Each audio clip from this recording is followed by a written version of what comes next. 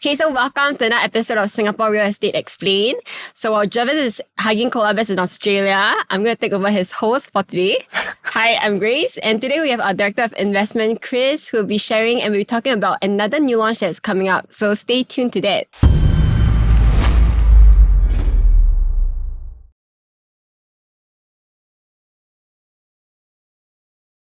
Yes, hi everyone. Okay, so you can see my voice today is a little manly and deep. So you're going to explain why you have such manly voice today. Wow, before you think that I have a COVID-19, I'm free. Typically, I just came out from a boot camp where we're shouting for 4 days, 3 nights. So what have you been shouting for the past 2 Wow, days? I've been shouting about breakthrough for the team. So it's like something like Tony Robbins, where it's a 4-day, 3-night camp, and we have to refresh our perspective of how we run for businesses. That's something I always do every single year. Yes, and recently, while Jarvis is indeed chasing kangaroos in Australia, or being chased by kangaroos in Australia. That's great. Recently, you realized the weather has been very hot in Singapore. I think it has been like 36 degrees, if I'm not wrong, in some parts of Singapore. And we've all been just hiding indoors. We have aircon right now, what we're doing. And in fact, I heard even Ang Mo Kio, my favorite estate, one of my few favorite estate, went up to 37 degrees Celsius. Yeah. So it's crazy. Maybe that's why mom calls on my sore throat, I guess. All right, so without much ado, let's start today's sharing. We're going to look at this by the new launch called Pinetree Hill Residences. Yeah. Okay, so this development is actually done by UOL, okay, a subsidiary of UOB, and typically is found in District 21 at Upper Bukit Timah. And there hasn't been a new launch, I would say, in this particular area for quite some time. So there's something that a lot of people will be looking out for. Correct. In fact, this Pine Grove estate, it has been pretty quiet estate for some time before a new launch like this come out. And in fact, this site is actually quite a huge site. It's not 22,000 square meter of land. Plot ratio is 2.1. Okay. So and, meaning we can have up to 24 stories. 24 stories. Yeah, which is quite great because all the usual past old developments there, they're all short stories, not very high-rise buildings, and except for some. And in fact, the tenure of it is 99-year land plot, okay, very close to the Pine Grove, some of the older development over there. And the development mix, okay, currently there's no news release yet. Okay, so it's something we'll be dissecting bit by bit using some of the past few layouts for other developments. So stay tuned to part 2, where we'll be going more into the details once we have more details from the developers. Yes, indeed. And number units, 520 units. So very healthy, very healthy number of developments, because we always encourage our buyers to also go into bigger developments so you have more transactions and it's easier for you when you exit in the future. Yes, indeed. And in fact, let's take a look at the developer background because to understand how they actually construct the units here. Yeah. So yes, Grace, have you heard of Clement Canopy? Yes, it's close to where I stay actually. Oh yes, yeah, at Dover area. Yeah. Wow. So if I'm familiar with this place, it's a high-rise District 5 Clementi area, and it's very well developed. Yeah. Two big towers, and along that with very nice landscaping and pool. Yes. And recently we have A1 Residences, my favorite district. I love Ang Mo Kio. 98% sold on launch day, which is pretty crazy. Yeah, very crazy. And that's something that developer and price it very sensitively for UOL. And it is at Ang Mo Kio. Okay, very nicely planned out next to Bishan Park, in fact. And then another project that we see is a Clevon. Okay, in fact, I transacted a unit there. Very interesting. 4 beta, when the price was pretty decent, around 1,400, 1,500 per square feet back then. But right now, there's even in the Clementi area, you see like Park Clementi's going 2,000 per square feet. So you can also see that developers have experience in these areas also, in the West, District 5 and District 21, where they are side by side. Yes, indeed. And yes, and just location-wise, let's zoom in straight into where this particular plot is located. If you look carefully, it's within this enclave. We know it's Pandan Valley, the Pine Grove Estate enclave, where quite a few old developments. Actually, they're mostly very, very old, more than 30 years, in fact, for some like Pine Grove and Pandan Valley. And Richwood Condominium also is actually quite old already. And some of these condos have actually went through en bloc before. Yes, indeed. And one thing to take note is there will be 2 land that will be launched. In fact, one is Pine Grove Parcel A that's already done, which is Pinetree Hill that's launching right now. Then Parcel B is under tender. I mean, it's under reserve list, correct. And if you look carefully, you go down this entire place, you head down from Cavendish Park off to Ulu Pandan Park Connector, you are reaching Dover MRT station. Yes. Which why Grace is having this conversation because she stays there, so she's quite excited to share more. Yeah. Okay, so for connectivity wise, I think we are looking looking at two of the MRTs. One of them is Clementi, which is about 10 minutes bus ride. If not, if you are someone who's very active and you want to walk to Dover MRT, that's also possible. That's 15 minutes walk, but maybe not when it's like 36 degrees today. 37 degrees Celsius Yes. in Ang-Mo-Kio. Yeah. So there's some areas that we're looking at. And one thing to take note about this enclave is what Grace had mentioned just now. It hasn't had a new launch for a very long time. Yes. For the past 15 years, in fact. And one key thing to take a look about this area is, if you look carefully, it's quite near to the Holland enclave. A bit down the road from Holland Road, you will reach District 10, where you see your Holland Village area. And you also have good schools like Henry Park Primary And Pei Tong. So definitely it's going to be a hit for those who are looking to enroll their kids into these two schools. Yeah, and in 2KM, we also have Nanhua, which we'll take a look later on. So connectivity-wise, you can see it's not the nearest to MRT, although it's a very good enclave to take a look at, a quiet enclave. Yes. 15 minutes walk, as what Grace had mentioned. Not a very, very fun walk at Not really walkable in Singapore's weather, yeah. Yeah, so there's one thing to take note about connectivity. And even for bus ride, it takes some time, 10 minutes bus ride to Clementi. All right. And schools, okay, this is one thing that's very exciting. You see Henry Park Primary, Pei Tong Primary is what Grace had mentioned. Yep. Mandy's Girls School, Nanhua Primary, so it's a very interesting enclave. Pei Hwa Primary, all this all within the 2KM radius. And also in terms of in terms of secondary schools, you also have Anglo-Chinese, Nanhua, That was where I was Nine from. Girls High. Oh, you're from Nanhua, Nanhua. yeah. Wow, how was the experience at Nanhua Primary? Nanhua High School. I'll spend 15 minutes braiding my hair because you have to have two braids. It's like school rules. Oh, school rules. Wow, Yeah. that's very refined. So you either have two braids or you just chop your hair short. Wow, so I guess you choose the tougher path. Yeah. Let's see. Okay, so if you like to have braids on your hair, do Welcome consider to Nanhua. Pinetree and welcome to Nanhua. Do apply for this school. Yes. Shout out to alumni over here. And next we also have very interesting School of Science and Technology. Okay, and also other, like as I mentioned, Fairview Primary That's and my school Secondary too. and Bukit Another View. alumni. Oh wow. So you see, it hits school is over here. Yeah. We have an alumni over here. Yeah, so how do you feel about Fairview Primary? I love it because when I was at Fairview Primary, I stayed literally a road across. So in the morning, my dad would just pick us up and just cross one road. So it's super convenient for And me. you can just walk home from there. Yes. Right. Wow, that's a must-have when it comes to having a primary school for your kids. Yep. Right, next. Okay, can you see? Within 1KM is very nice. Yeah, Henry Park and Pei Tong. One of the top schools in Singapore, as well as Henry Park. And this is something that parents are looking to contest. That's why they're willing to pay a premium. If they want something brand new, even the slightly high PS and the older development, this is something they want to actually look at.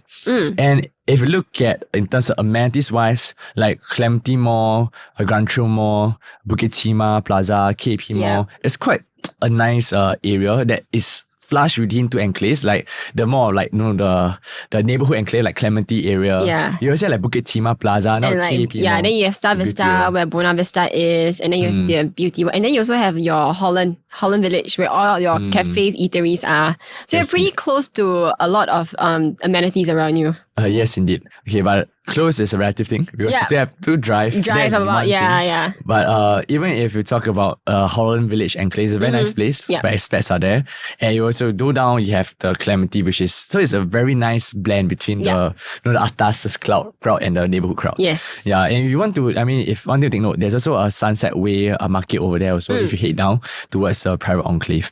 Yeah, so in terms of, as I mentioned just now, other amenities, you For have those the food of market. you who are healthy and fitness people, you have all your park connectors. Yep, and fun fact, I think I just went for a walk, A hike. at this park connector, which at a range something. Rifle range. Correct, Yes, rifle range. And we saw like snakes, durians. Yeah, my small durians. Hopefully next time we'll see a wild boar. Oh yes, that will chase Grace down. Hopefully they don't kill us. Yeah. And typically, if you look at it, you have also, as what Grace mentioned, if you think that this is not intense enough, you also have Clementi Sports Hall, Swimming Complex, West Coast Park, Botanic Gardens. And if you like to chill out, you have the Holland Village. Yep. Very nice place to have a cafe. Yeah. But the key thing, of course, mentioned investment in all these amenities. Actually, you're looking more of what is the future transformation. And it's one thing that we need to take note. In fact, one key development plans for Ulu Pandan, which is at the south of your Pine Grove area, Yes. Pinetree Hill area, is this particular Ulu Pandan Nature Reserve and housing needs. Okay, and in fact, this entire plot, while they'll conserve the nature park on the west wing, the east wing of it, they will actually convert into condo landscaping, new development, and also in terms of HDBs even. Correct. So for those of you who are familiar with Dover, MRT, if you're there right now and there is like a huge garden and forest area, huge forest area that they're actually looking to redevelop into housing. So interesting thing is, the government wanted to turn the entire plot of land into housing, but there were people that contest against it because it's a nature place where you don't really find a lot of it in Singapore already. So in the end, taking a step back, the government then say, okay, I will do half of it for housing development and then I'll leave the other half and leave it as a nature. Nature activists, and they love to keep nature to where it is. So right now, if you go down there, you guys mentioned, you're right, you will only see mosquitoes and trees and some flowers if you want to be a little more lots of aesthetics, lots of trees, fresh air. Yeah. Right down there. And typically, if you were to look at the next slide, which I'm looking very closely at, is the master plan. A lot of secrets are hidden there. Yes. So very interestingly, you can see the top 1, 2, 3 circuits subject to detailed planning. Nothing much is planned over there, but for now, you can see the one, as I mentioned, the west wing of your Ulu Pandan plot. They want to conserve as a mosquito breeding, as a tree place, a tree conservation place. Yes, I think because there are a lot of animals also, I guess. Animals. So they are keeping their home. At least they have half the forest left for them. Yes, so important. For all nature lovers out there, we hear you also. We believe in conserving trees to help our entire Singapore to remain as one of the top areas when it comes to environmental being friendly. A green Singapore. Green Singapore, correct. And to the right, as I mentioned just now, these are 2 plots. So you notice, this is very important because you must understand in the future, if there are new plots come out, especially this plot, I'm very excited for this because it's residential, and with commercial on the first story. Potentially, it may be a condo, and usually that's the case, And on the right is a HDB enclave, 33.3. Yeah. Okay. So with this new plot coming up, with a new PSF, which we'll look at later on, in terms of future land bid pricing, we are able to see what is a launch price that's coming from there, and then we can predict what it could pull up the price over here for parcel A. Yeah. I think the closest comparison will be the one next to it, which is parcel B. So it's currently under reserve. And once it actually goes for tender and is being awarded, then we will see another new launch actually coming up right beside this one. Correct, and that's direct comparative, which we're excited to see what price launch at. We will dissect later on. So these are things that we look at, but other than that, over here, there's a lot of landed enclave. You can see all the boxes here. And to your right, this is Sunset Way enclave also. So these are some things that around the area, not many new launches that's coming except for this few. And that's something that's exciting because your first plot of land that's launching within the area that's new. Yeah. Alright. So next, let's take a look at the technical analysis of this development. So for a start, we always look at this thing called the regression line. And as usual, we are calculating this called the freehold premium. So what I did is took all the new launch for the past 3 years and average out, and we found that the freehold premium is around 11.5%. And that's very decent. And what we did is we started to plot a line over here to look at what is exactly the freehold and leasehold premium for the 1-beders. As usual, if you have yet to see how do our regression polynomial trend line, do actually watch our previous video. And yes, before we forget, you do remember to subscribe to our Telegram channel right here. Before Jervis come back with the collab and ask me why I didn't do this. But typically, yes, that's what we always do to update our clients from time to time. So back to this. For District 21, 1-beder, you can see what we did is we basically look at 27 developments. There are more developments, others are small and boutique, so we don't really consider. And not many developments have 1-beders also. That's another thing to take note. And what we do is we vector in the freehold premium for all the 99-year developments. And with the PSF, we actually plot it. With the x-axis being the completion date of the property, and the y-axis being the per square feet, which is the price of the property, average per square feet for 1-beders. And with that, it makes sense because the older the property, you can see 1980s, usually the PSF is lower. And something that is newer, 2025, the higher you have PSF. And recently we're seeing the uptrend of it being higher. But typically, what we see is when we plot the entire curve to look at the regression line, Okay, look at the red color line for a cubic kind of concept. We get a high R square value of 0.47. Not a very high R square correlation for that one. Correct, because typical R square, to have relevance for this info, we are looking at 0.7, 0.8. Okay, but why we're still putting this as to be objective, to assess whether there is indeed a correlation.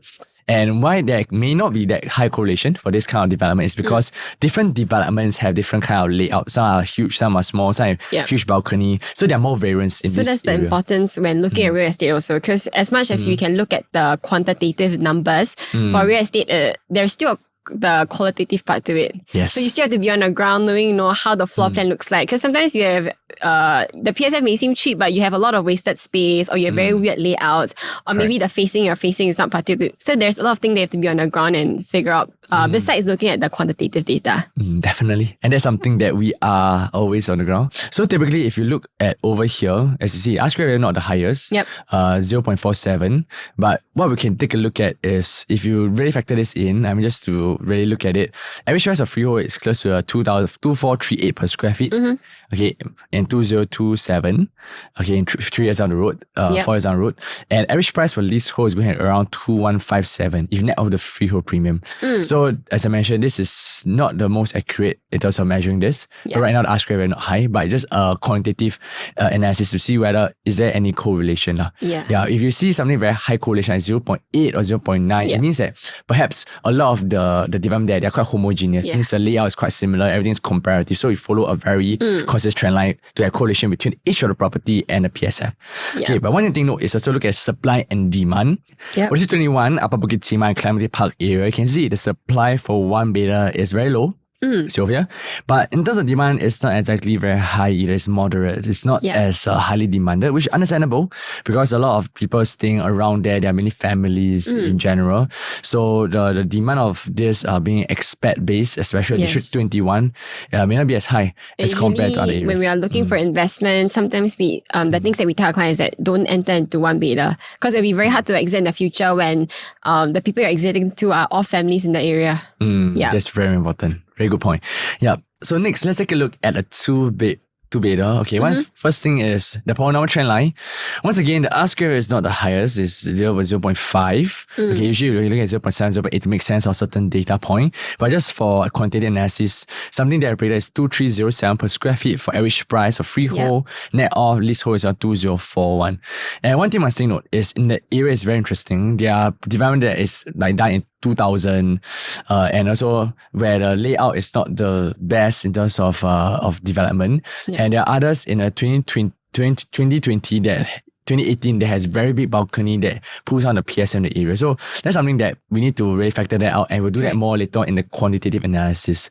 But one thing to take note is in terms of the 2-bedroom condo, once again, similar to the 1 beta, because that whole area is usually very family friendly, friend focused. You see the supply is low while demand is moderate. Okay, so it's something that we just have to take note.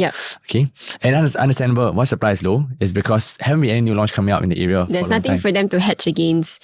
So when purchasing a new development, it's always important to know and look around the surrounding areas, look at the master plan. Are there any other plots that are actually coming up? Because this would then set the new benchmark for the condo prices in the area. Yes, indeed. All right, now let's take a look at a 3 beta. So 3 bedroom by itself, if you take a look, correlation is even worse. It's all over the place, 0.317.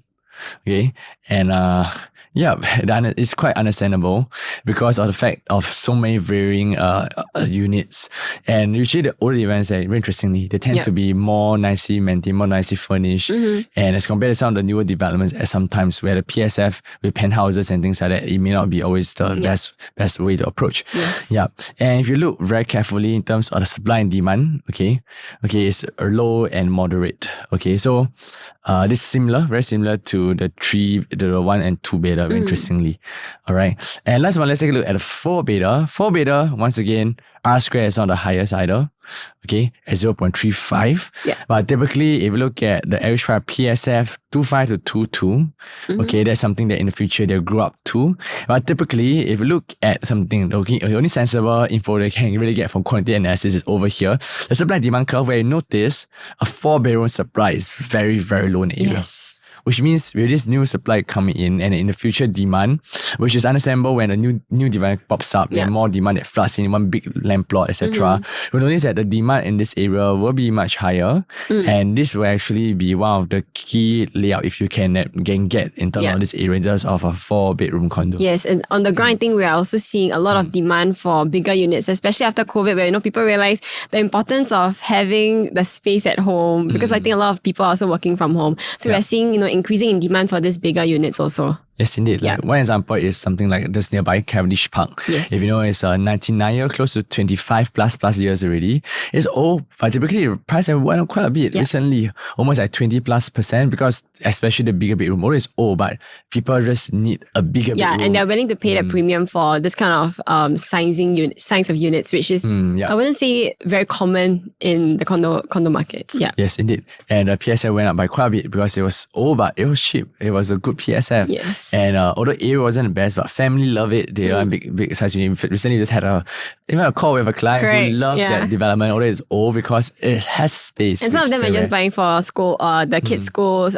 because transport-wise it's important for them to bring the kids to school and whatnot. So they are actually purchasing for their kids, and they're planning to stay there for mid-term hold. Yeah, mid-term to even long-term sometime hold. Yeah. All right. So next up, okay.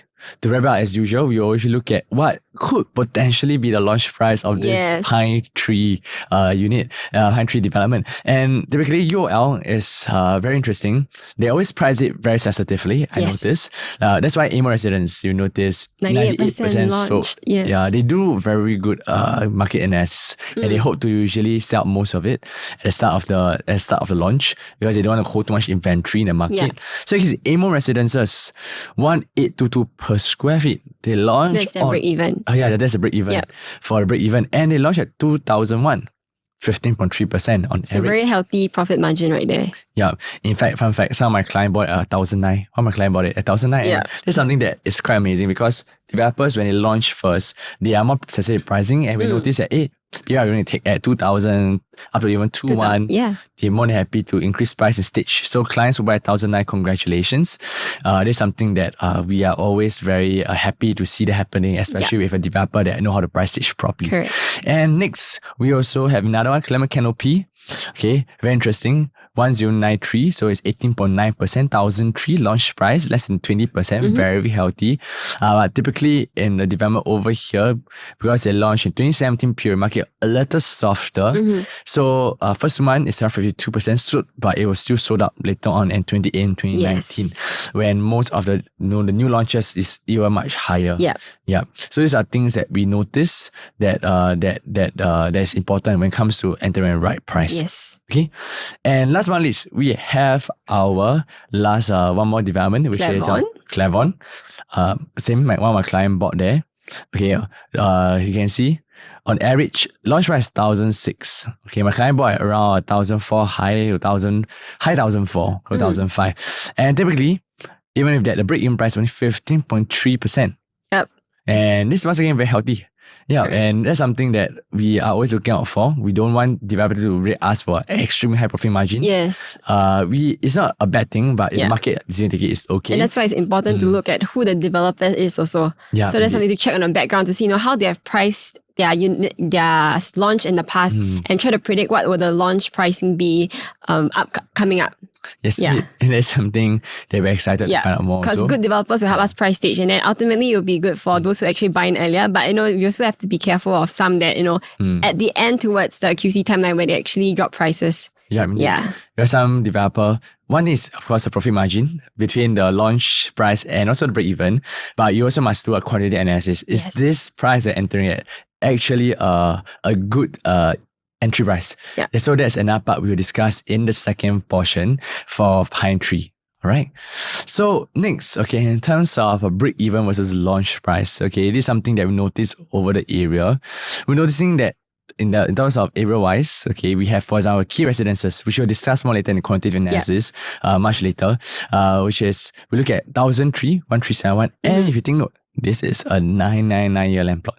Yeah. Okay, but if you know about the location, why they are really priced so low, okay, in fact, I launched around 1,007, show you there about, it's because the location is all the way at Brookview Park. There's nothing there.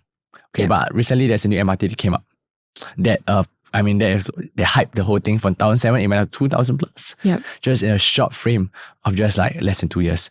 Yep. And later on, you see Clever 99, slightly better location, Clementi, more closer to MRT, but it's still a OCR property. Yes. Then going at 1,004, and then within just 2-3 years, in fact, we can see this is a record-breaking price At Pine Grove. 2,000. Yes. Yeah. And the location wasn't even as good as Clever because you're on the inside. On the side. But one thing to note is a little different, is that Pine Grove is considered city fringe, Pandan Valley, near to Holland Village. So the prestige is still there. Clever is still considered at Clementi, which is OCR. So it's a more prestige location. So the price difference is not because it's newer, land is older, because it's a two different districts. One is city fringe, one is outside outside central region. All right, which is outskirts of cities.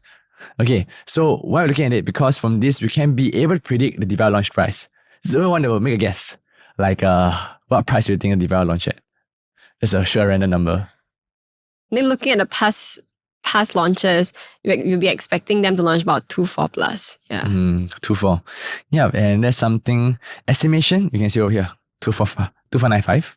Okay, that's 20%. But on average, what we may foresee, based on what the developer is launching, 15 to 18%. Yes. It's something that recently, I think you heard of some developments like the Continuum that didn't only take 28%. Yeah. So developers may be a little more wary about the launch price and may launch closer to 15 to 10.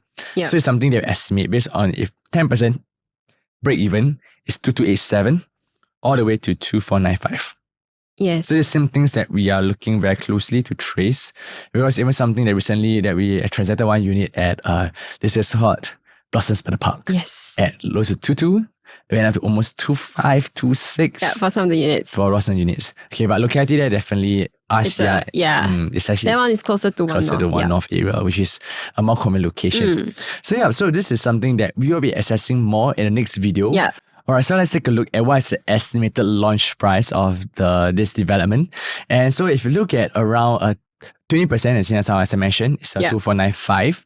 But recently you heard of Continuum, around 28% sold within the first day, although it's a freehold in RCI area. Yeah. So they are knowing that they may be a little more wary. Yeah, especially this is a 99 land and plot. be more sensitive in how they actually price the units on launch day. Correct. So something that for me, I think is a more palatable option is around 10 to 15%. Yeah. It's a great, and we just concluded a deal at Blossoms by the Park at launch day. Client bought around 2002. Yeah, closely. And even all the way to 526. Yeah, what's on the units? That's crazy. That's something that we're happy for client once again. Correct. But the kidding is, those are bad location at Blossoms. It was closer to the one-off area. The one-off area, more close to MRT, etc. This is a letter off. So something they are maybe a little more sensitive in pricing. And hopefully it's close to about 12 to 13% kind of break-even margin. Yeah, and something interesting to note also, so that this developer actually bid this plot of land for just $800 more than the second highest bidder. So this actually also shows, developers are in the market and they've seen the demand. So they are also pricing their bids to match the demand for the market. Wow, I think the developer who lost by $800 must be very happy. It's a very, very close margin for them. Yes, I imagine. This brings me back to my boot camp, where it just lost by a margin, just a little more. Yeah, but I guess $800 more. $800 more. Yeah, because at boot camp we have this particular segment where we compete with other teams and we want to win. And it's just by a little more. Bit. Yeah, just a little bit. But nonetheless, it's how the developer game works. Yes. I guess highest price wins. But typically, this gives us confidence, right? Yeah. That this particular development is something of a demand. And people are looking at it and they are willing to price for every. And it's also shows that they didn't overpay for this this plot of land also. Correct. The second bidder was about there, not like a huge 20-30% higher. Which in fact, one example which we see is this particular development at North Park Residences by Fraser. They overbid because they really, really want their shopping mall and integrated with the Fraser development. So they really overbid way past. That's why you see record-breaking transaction back there at Yishun area, where the price is really way higher. But this make some, but not much for some of the residents who bought there. Yeah. And this is some things that developers they end up overbidding and wanting to outbid the rest. Yeah, and then they have to pass down this higher prices to the consumers, which not everybody are willing to accept. Yes, indeed. And that's something that we do not want to happen for for most of the consumers who are buying this kind of development. Right, so before we end, okay, as usual, I hope they enjoy our video. Okay, do subscribe to our YouTube channel, and also once again our Telegram link right here. Okay, where we can more than happy to share more data and the upcoming latest update in the news. Yep. And before we end, as I mentioned, let's start with our usual approach.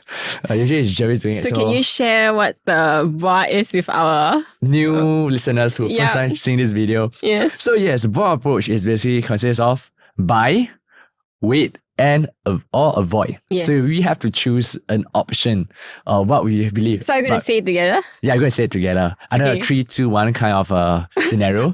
Yeah, so Grace first time doing this, but I guess she's excited. You can see. So let's count down. 3, 2, 1. Wait. I guess. Okay, so maybe you want to share a little bit more on your side first. Like, why wait? Right, wait is because, as I mentioned, entry price are out, and we have a personal entry price for every single device, even units, down to the units even, to see what we can enter over here. Yeah. But typically, in terms of future land price hedging and the upcoming development, the longer term hold, it still makes sense. Correct. But right now, as I mentioned, it's back to the entry price. So Grace, how about you? Okay, so for me, it's also a wait approach because I think if you're buying for own stay and your kids are going to Herring Park or Peitong, it will be a good choice for you because you're around the area and it'll be very convenient for you. But ultimately, I think we have to wait to see what's the launch price and to see if the developers are going to give us a good pricing on that before we decide if it's a good investment and a good entry price to enter. Yes, indeed.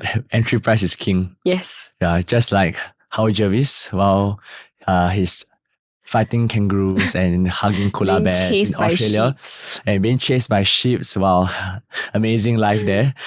He always mentioned that the key that we look at is not about emotional purchase, but it's important to have logical purchase by looking at the numbers and figures and even down to unit selection that we always hold true to our philosophy. Yeah. So that's all for our analysis for part 1 of Pinetree Hill. My name is Christian. I'm Grace, and thank you for watching another episode of Singapore Real Estate Explained, and we'll see you the next time. Bye.